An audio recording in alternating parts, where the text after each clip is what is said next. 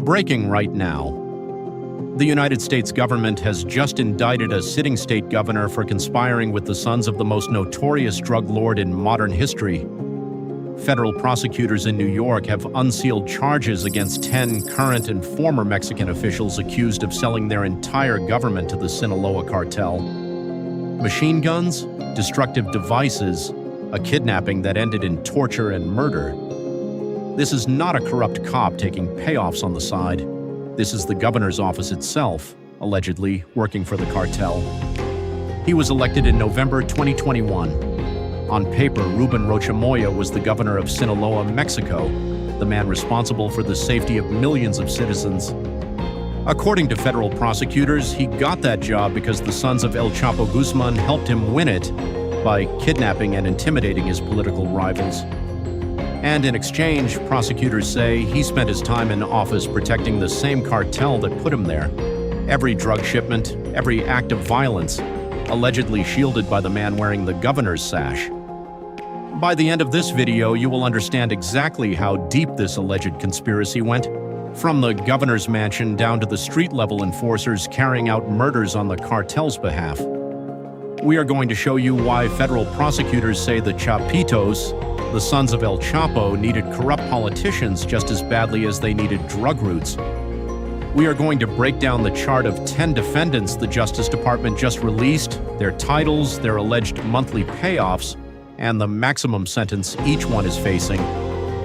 We are going to show you the kidnapping that prosecutors say ended with a DEA source and his own relative tortured and killed.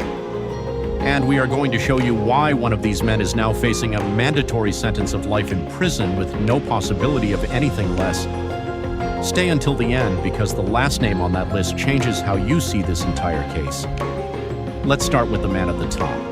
Sinaloa is not just any Mexican state. Prosecutors describe it as the geographic epicenter of the global narcotics trade, the home base of the Sinaloa cartel itself.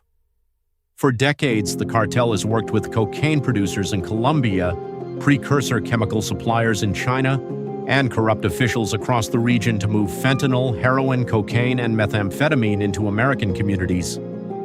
According to the indictment unsealed in the Southern District of New York, the cartel's most powerful faction right now is run by the Chapitos, the sons of Joaquin Archibaldo Guzman Loera, El Chapo himself.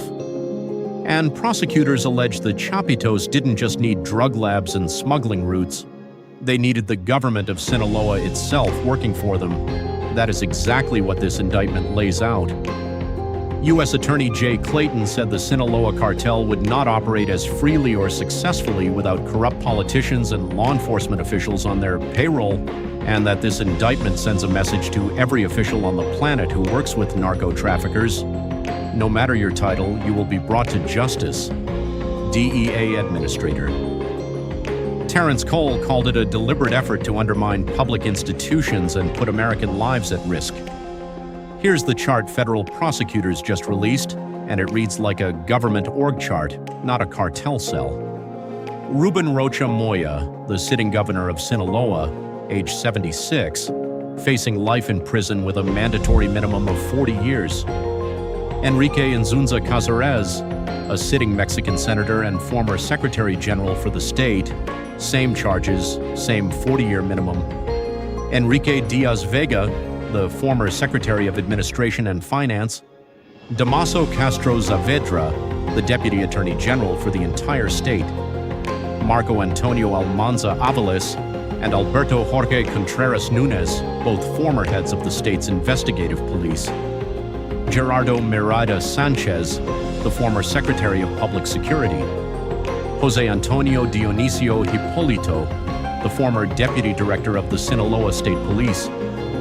Juan de Dios Gamez Mendivil, the sitting mayor of Culiacan, the state capital.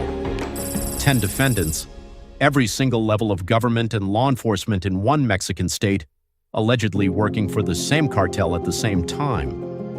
Drop a comment below if you had any idea a sitting governor could be charged like this by American prosecutors. Let me know. According to the indictment, the governor didn't just look the other way. Prosecutors allege he personally attended meetings with the Chapitos, both before and after taking office, where he promised to protect them as they moved massive quantities of drugs into the United States. And once in office, prosecutors say he let them operate with impunity across the entire state. This wasn't a one-time bribe. This was, according to federal prosecutors, a governor allegedly functioning as a cartel asset for the length of his administration. Now, here's where the alleged corruption gets specific, because prosecutors didn't just make broad claims, they put dollar figures on the table. Damaso Saavedra, the deputy attorney general, allegedly received approximately $11,000 every single month from the Chapitos. In exchange, prosecutors say he protected cartel members from arrest and warned them before U.S.-backed law enforcement operations went down. Every tip, every warning, allegedly bought and paid for at $11,000 a month while he held one of the most powerful legal positions in the state. If you think that's the worst of it, type yes in the comments because it gets darker. Juan Valenzuela Milan, known as Juanito, was a high-level commander in the Culiacan Municipal Police. Prosecutors allege he received around $1,600 a month from the Chapitos. In exchange, he allegedly gave the cartel unfettered access to his own police force, using his own officers to help the Chapitos maintain control of Culiacan through arrests, kidnappings, and murder. And in October 2023, according to the indictment, Milan helped the Chapitos kidnap a DEA confidential source, along with that source's own relative. Prosecutors say both victims were then tortured and killed because the cartel suspected the source of cooperating with U.S. law enforcement. That is why Juanito is not facing a sentencing range like the other 9 defendants. He is the only one on this chart facing a mandatory sentence of life in prison, no minimum, no maximum, just life, for kidnapping resulting in death and conspiracy to commit kidnapping resulting in death. Here's what makes this indictment different from every cartel case that came before it. This isn't the DEA taking down a smuggling route or seizing a truckload of product. This is the Southern District of New York alleging that an entire state government, from the mayor's office to the attorney general's office to the governor's mansion, was functioning as a subsidiary of the Sinaloa cartel, and prosecutors say every one of these officials was armed for it. The charges include not just narcotics importation conspiracy, but possession of machine guns and destructive devices, and conspiracy to possess machine guns and destructive devices against every single defendant on that list. Think about what that means. Prosecutors aren't just alleging paperwork corruption or looking the other way for a payoff. They're alleging that the men running Sinaloa's government and police apparatus had access to military-grade weapons in direct connection with a drug trafficking conspiracy that funneled fentanyl, heroin, cocaine, and methamphetamine into American cities. And here is the number that puts this into context. This indictment is the latest in a series out of the Southern District of New York since 2023, a series that has now charged more than 30 members and associates of the Sinaloa cartel, including leadership of the cartel itself. Prosecutors say that campaign has had a meaningful, disruptive impact on the cartel's operations, but this is the first time a sitting governor has been named on that list. All 10 defendants are believed to currently reside in Mexico. None of them are in U.S. custody right now. The governor of a Mexican state under federal indictment in New York is still, as of this indictment, sitting in the governor's office. Here is exactly where things stand right now. Rubén Rocha Moya remains the sitting governor of Sinaloa, facing a maximum of life in prison and a mandatory minimum of 40 years if convicted, still in Mexico, still presumed innocent under U.S. law. Enrique Inzunza Cazares remains a sitting Mexican senator under the same charges. Juan de Dios Gomez Mendeville remains the sitting mayor of Culiacan, and Juan Valenzuela Milan, the only defendant facing a mandatory life sentence with no other outcome possible, remains at large. The Justice Department has confirmed this prosecution is being led by the Southern District of New York's National Security and International Narcotics Unit, working alongside the DEA's Special Operations Division and law enforcement partners inside Mexico itself. Every charge in this indictment is, legally, only an allegation right now.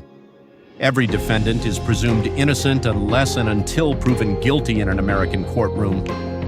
But the Justice Department has made its position clear. No title, no elected office, and no badge puts anyone above these charges.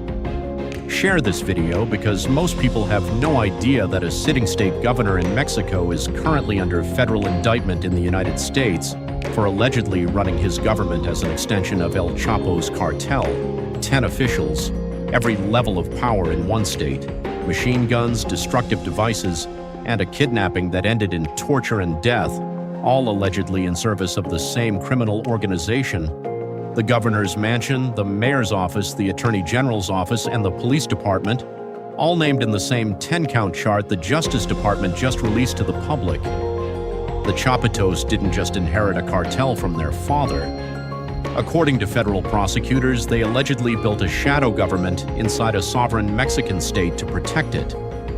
And for the first time, American prosecutors have put every level of that alleged shadow government on one indictment, with one governor's name at the very top. If you want to know whether Rubén Rocha Moya ever sets foot in an American courtroom, or whether Mexico moves to extradite a sitting governor for the first time in modern history, subscribe. We are tracking every development in this case as it happens. If this gave you the full picture, you know what to do.